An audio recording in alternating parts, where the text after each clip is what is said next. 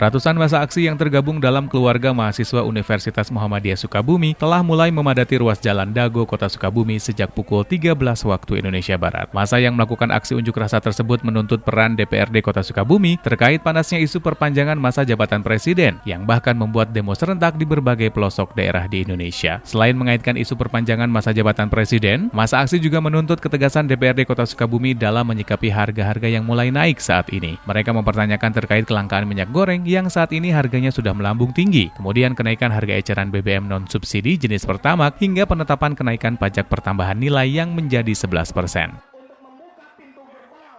Hari ini teman-teman keluarga mahasiswa Universitas Muhammadiyah Sukabumi menginisiasi untuk melakukan gerakan karena hari ini KMUMI sepakat terkait adanya kelangkaan minyak. Secara kelangkaan minyak ini sifatnya skala nasional.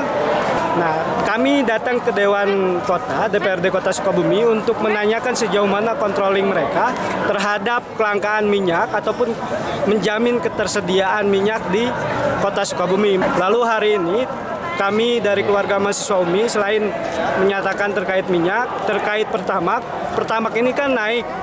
Sama halnya dulu ketika BBM lain yang naik.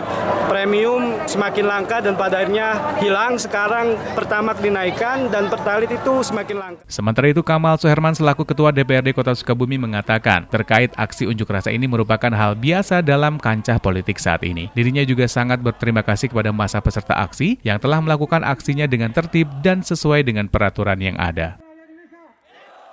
Ya, memang sekarang kan seperti kita ketahui dari seluruh daerah juga mengadakan aksi demo ya, di pusat sampai ke daerah-daerah. Ya tentulah. Nah di sini juga sudah nggak ada lagi. Di sini malah sering mengadakan demo-demo. Ya itulah kita sebagai anggota DPRD dan lembaga legislatif DPRD ya, tentu merasa berkewajiban ya, untuk menerima aspirasi mereka. Ya, yang tentunya kami berkewajiban untuk menyampaikan ke pusat, sebab ini masalahnya kan masalah pusat, masalah BBM dan kenaikan harga yang lain. Usai melakukan orasinya, massa aksi membubarkan diri dengan tertib dan menuju lokasi asal masing-masing. Dari Kota Sukabumi, Sofwan Zulfikar melaporkan.